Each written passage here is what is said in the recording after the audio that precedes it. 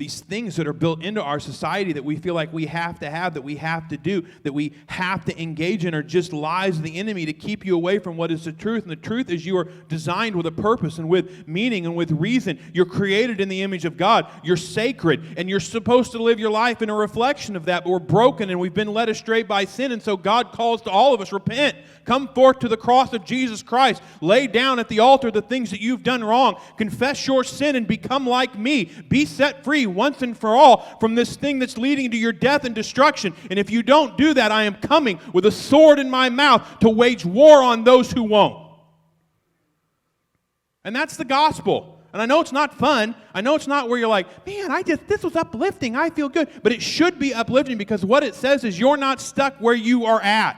See, this world doesn't like the idea that you can change. We don't like it. People are who they are. Let people be who they are. No.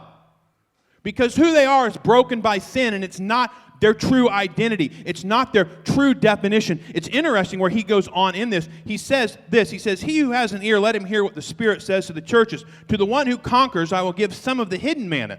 And I'll give him a white stone with a new name written on the stone that no one knows except the one who receives it. So first, he's going to give you the hidden manna. Now, if you don't know Old Testament, what happens in the Old Testament is when they leave Egypt out of the Exodus and they're wandering around, they don't have any food. And so God sends manna from heaven. This is some sort of heavenly bread that feeds the Israelites when they're wandering in the desert. It's how they survived while they're out there. And when they put the Ark of the Covenant together, which is where God resides in the Old Testament for sacrifice, they put some of that manna in it, and they referred to it as the hidden manna. Now, what Jesus is saying is, I will feed you. I will provide for you. I will give you what you have need of when you have need of it. How much sin is just the excess of you not trusting God's going to give you what you need? Well, I want a spouse. You don't I'm lonely. I want people to like me. Then you need Jesus, and you need to allow Christ to provide that thing for you. And if people reject you with Christ, then they need Jesus too. But your identity does not come from them. Your value and worth doesn't come from them. Your value and worth comes from Him. And He will feed you and He will provide for you so that He can give you a white stone. And this is the most confusing thing when you study these letters. No one is real sure what the white stone is. Now, I can tell you in history, here's what some of the white stones were used for. When they would send out the invites to these feasts of the god, they would write it on a white stone. They would carve it in. An invitation from the god Dionysus. Here's your invitation. When they would have Olympic Games, whoever won got a white stone that said, I am the winner. I have conquered that which no one thought I could conquer. I have overcome that thing that I couldn't overcome. We don't know if that's what Jesus is saying. What we do know is when you move on here, it says, and I will give you a new name that no one knows. Is He's going to what? Redefine who you are. See, oftentimes we have this talk about sin, and then it descends into behavior modification. People hear it and go, oh, great, here it is. It's just a church banging the drum that I'm not supposed to have sex, and I'm not supposed to be an addict, and I'm not supposed to be mean, and then I just got to make a checklist, and I got to check this stuff off, and if I can't hit the checklist, and I'm not going to measure up, and so 3 months from now, I'm going to be so mad at the church, and so mad at God, and so mad at that fat pastor that I'm never showing back up again. Except that's not what this text says.